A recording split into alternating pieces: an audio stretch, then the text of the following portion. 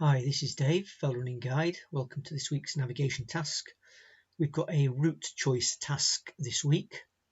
I'm using the Harveys Superwalker 1 to 25,000 map, and I've got a licensing agreement with Harveys to use the maps for these tasks.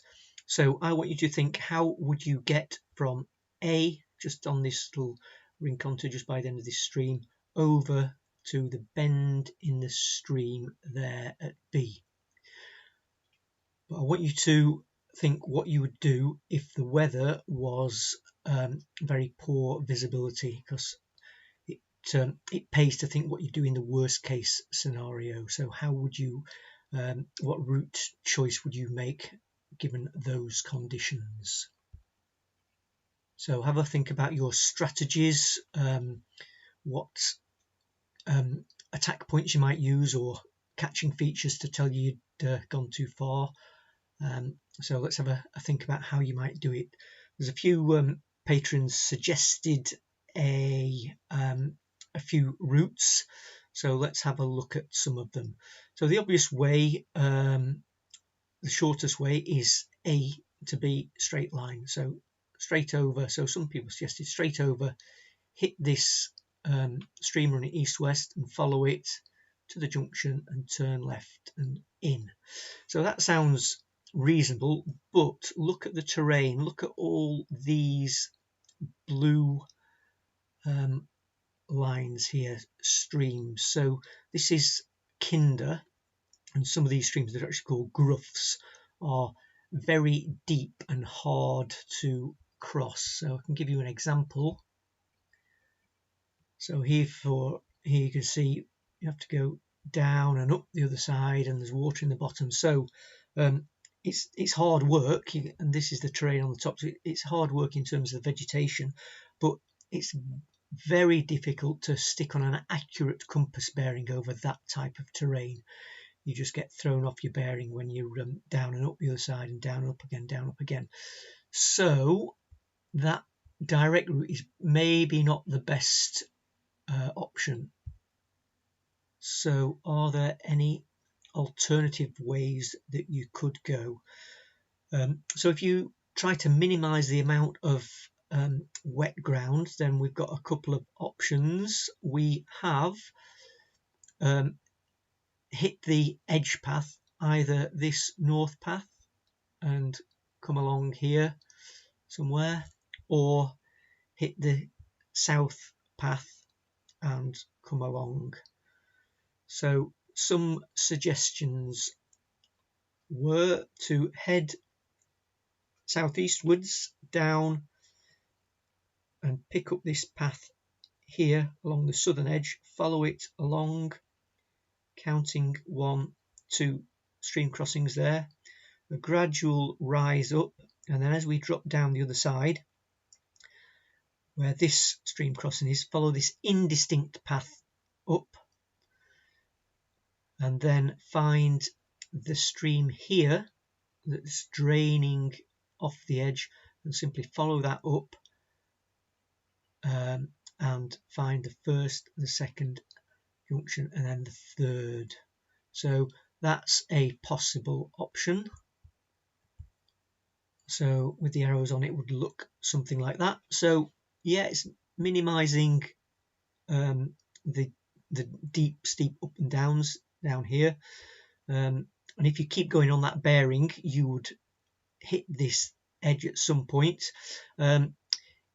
If you ended up a little bit too far north, no, we're aiming too far south here to hit the apex, so that when you hit, hopefully you'll hit this steep edge with it running north to south.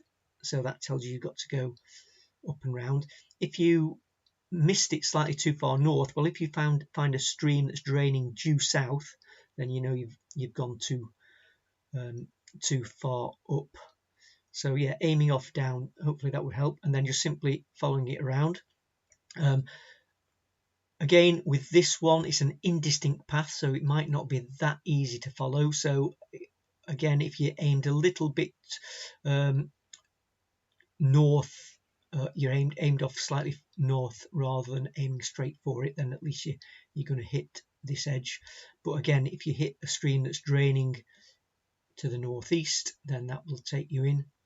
Hopefully be able to find this and then in.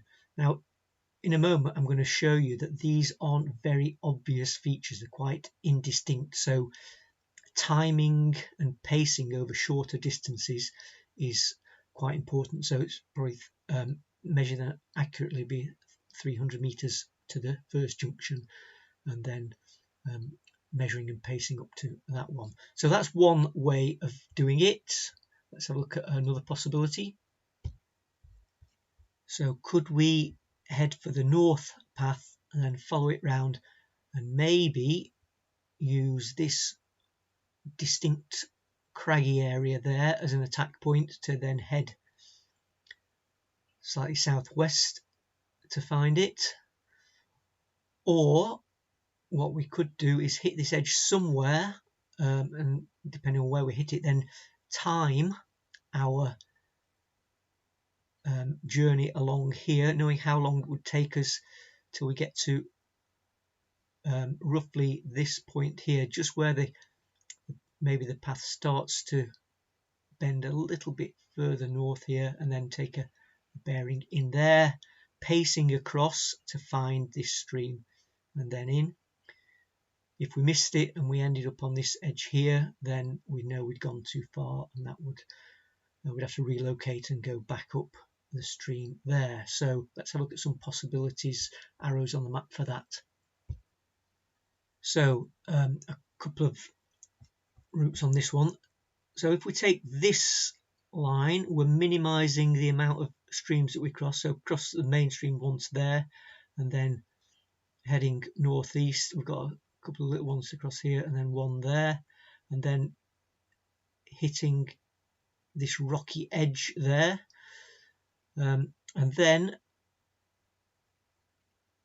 coming eastwards along the edge, we could look for this bouldery ground here. You see these grey or black dots, and then aiming across there to pick up the stream, or continuing on to use that craggy area there as our attack point and coming in that way.